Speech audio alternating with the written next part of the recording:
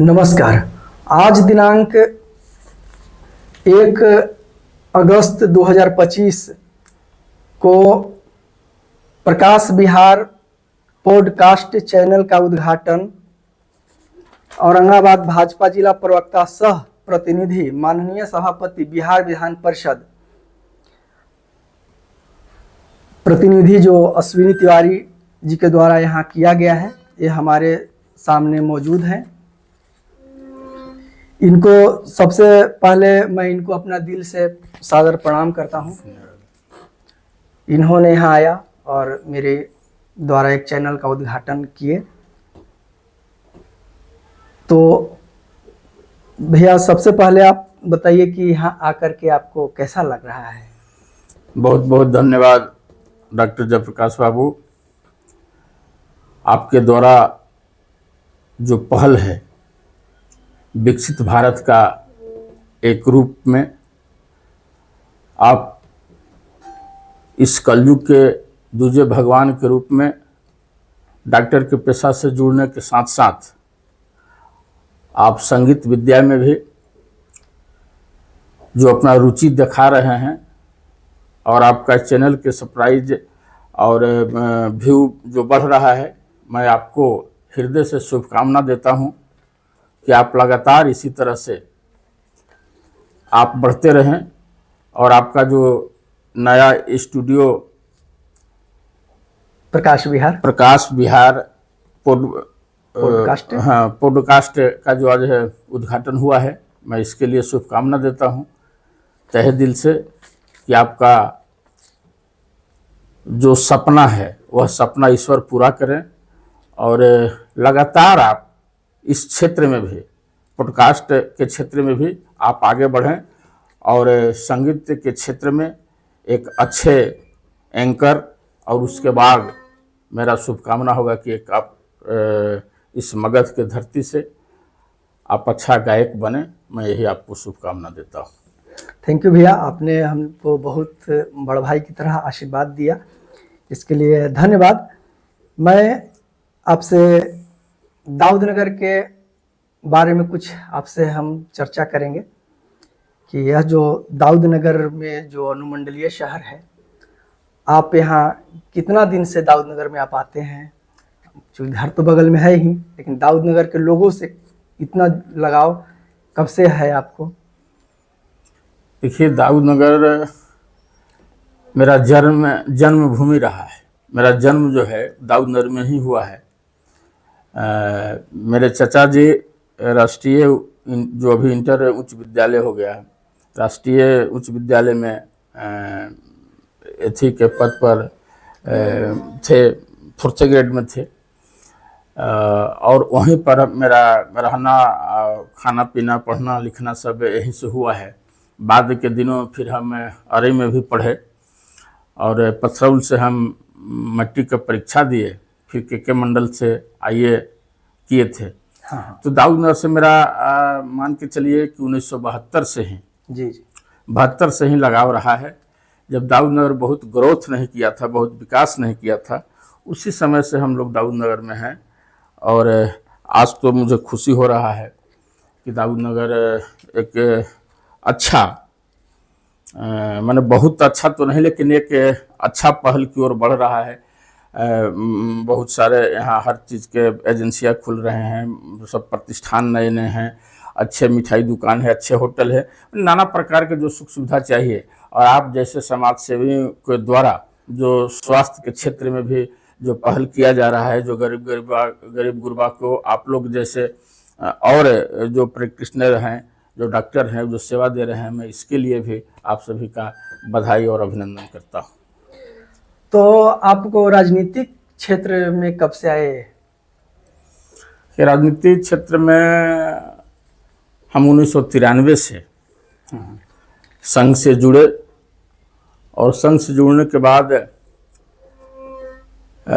संघ में कुछ काम किए और उसके बाद भारतीय जनता पार्टी में हमारे राजनीतिक गुरु के रूप में पूर्व में भारतीय जनता पार्टी के प्रदेश महामंत्री रहे आदरणीय सुधीर शर्मा जी, जो आज भारतीय जनता पार्टी में नहीं हैं, आज वो जन सुराज में सदस्यता ग्रहण किया है।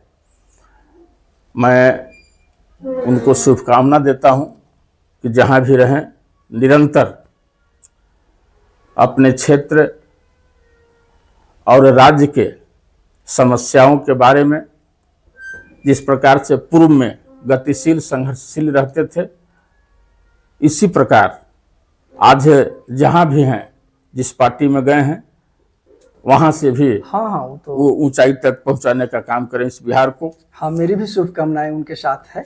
तो आप भाजपा में क्या क्या आपको पद मिला, इसके बारे में आप बताएं कुछ। तो भाजपा में हम सबसे पहले पंचायत अध्यक्ष बने अपने गांव के। पंचायत अध्यक्ष बनने के बाद भारतीय जनता युवा मोर्चा के महामंत्री बने, फिर युवा मोर्चा के प्रखंड के अध्यक्ष बने। युवा मोर्चा के अध्यक्ष बनने के बाद फिर पार्टी के प्रखंड अध्यक्ष बने। पार्टी के प्रखंड अध्यक्ष बनने के बाद में जिला के उपाध्यक्ष बने। और फिर पुनः 2 बार पार्टी के प्रखंड अध्यक्ष मैं दाऊदनगर के बना और 16 से लगातार भारतीय जनता पार्टी के जिला के प्रवक्ता हूं।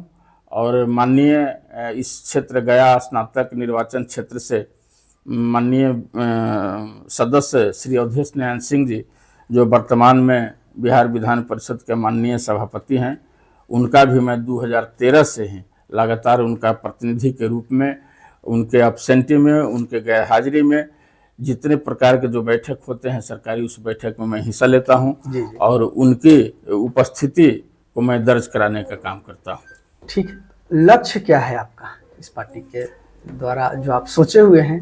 क्या सोचे हुए? राजनीति में लक्ष्य कुछ नहीं होता है। मेरा लक्ष्य सिर्फ एक ही है, लोगों को सेवा करना।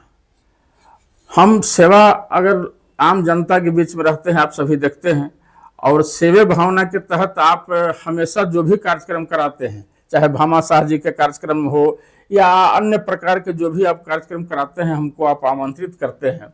तो इसलिए आमंत्रित करते हैं कि हम समाज के बीच में रहते हैं, हम लोगों के बीच में रहते हैं। हम कोई जाति, कोई पार्टी, कोई उस तरह के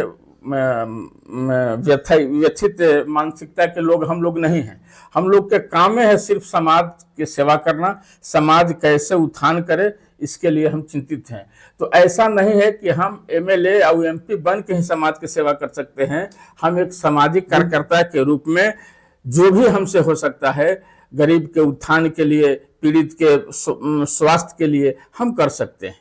बिल्कुल, हम वही भावना लेकर के चल रहे हैं और इतना लंबा समय से पार्टी में हैं, तो निश्चित तौर पर अगर कभी पार्टी के ऐसा महसूस होगा कि हमको अश्वनी तिवारी को भी कहीं कोई जगह देना है, तो निश्चित तौर पर पार्टी देगा।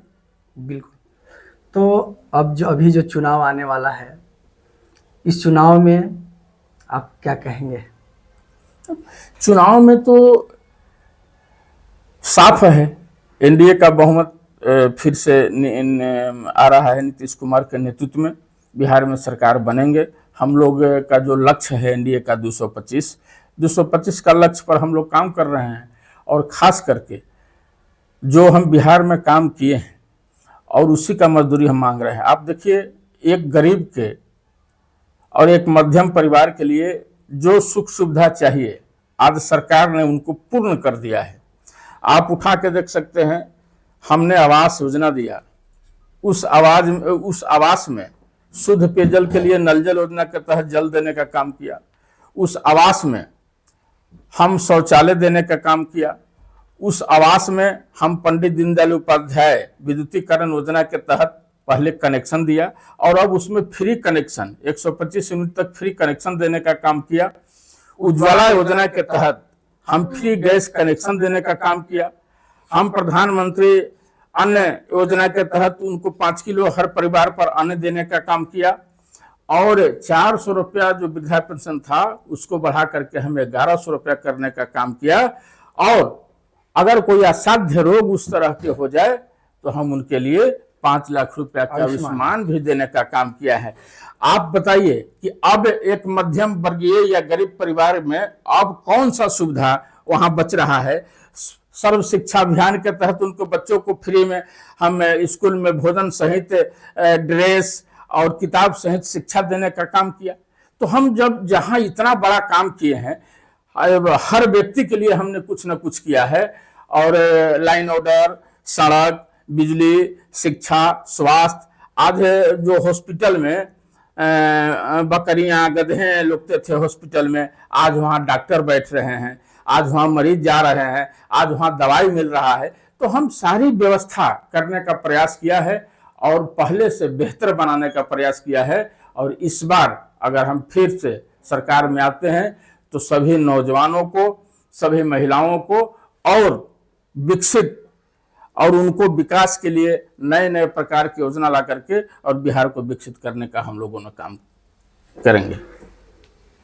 चलिए ठीक है, आप लोग ने सुना, इन्होंने हमारे चैनल पर आए इसके लिए धन्यवाद। और आप लोग ने सुना कि ये जो है समाज को जो सेवा की भावना है वो किसी पद पर होकर के ही नहीं किया जा सकता है, बिना पद लिए हुए भी सेवा किया जा सकता है।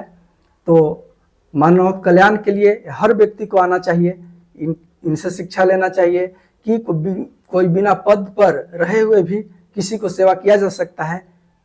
तो इन्होंने हमारे चैनल पाए, इसके लिए बहुत बहुत धन्यवाद। आपने हमारा पॉडकास्ट चैनल प्रकाश विहार यूट्यूब पर, अगर आप नए हैं तो मेरे यूट्यूब को चैनल को सब्सक्राइब करिए।